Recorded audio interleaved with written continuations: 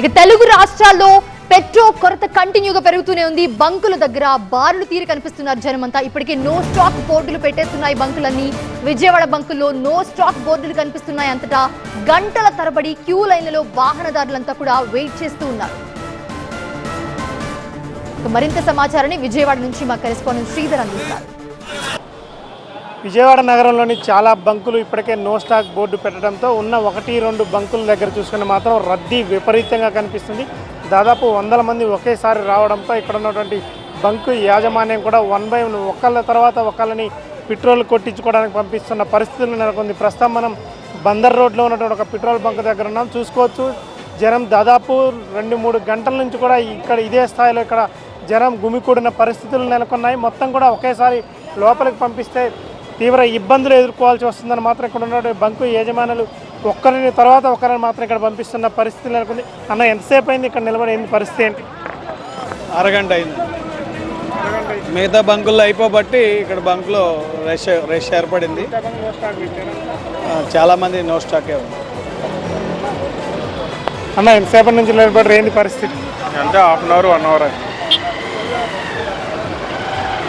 దాదాపు గంట నుంచి కూడా ఇక్కడ బంక్ పెట్రోల్ కొట్టించుకోవడానికి 2 వీలర్ వాహనదారులు నిలబడ్డ పరిస్థితులు నెలకొన్నాయి.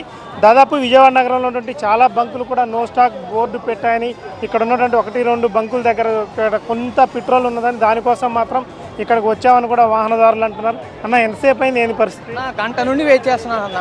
ఒక ఆర్డర్ ఉండాలి కదా, అదే పరిస్థితి. గంటన్నర పైన అయిందండి దగ్గర వచ్చి. అన్ని బంకులు మూసారండి, అసలు ఎక్కడ లేవు పెట్రోల్. అసలు మరి రేపు ఉన్నది ఉండదో అర్థం కావట్లేదు. మరి ఆయిల్ బండిలో ఉందా లేదు కావాలని కొట్టి బండిలో లేదన్న, అసలు నాకు లేదు. చూసుకోవచ్చు, ఇది పరిస్థితి విజయవాడ నగరంలో. దాదాపు 2-3 గంటల నుంచి కూడా వాహనదారులు మాత్రం పెట్రోల్ కోసం వేచి చూడాల్సిన పరిస్థితులు నెలకొన్నాయి. ఇప్పటికే డీజిల్ మాత్రం ఆల్మోస్ట్ పూర్తిగా అన్ని బంకుల్లో కూడా అయిపోయిన పరిస్థితులు ఉన్నాయి. కేవలం పెట్రోల్ మాత్రం కొన్ని బంకుల్లో మాత్రమే ఉన్నది. అది కూడా 1-2 బంకుల్లోనే ఉన్నదని మాత్రం వాహనదారులు అంటున్నారు. మిగతా అన్ని బంకులు కూడా దాదాపుగా నో స్టాక్ బోర్డు పెట్టాయి. పరిస్థితి ఇప్పుడే ఈ విధంగా ఉందంటే మాత్రం రేపు ఈ ఉన్న 2-3 బంకుల్లో కూడా పెట్రోల్ దొరకదన్న భయంతో మాత్రం కొంతమంది వాహనదారులు ఇక్కడికి వచ్చి పెట్రోల్ కొట్టించుకోవడానికి దాదాపు 2-3 గంటల నుంచి కూడా వేచి చూడాల్సిన పరిస్థితులు నెలకొన్నాయి. వీడియో జర్నలిస్ట్ సురేందర్తో శ్రీధర్, TV9 విజయవాడ నుండి.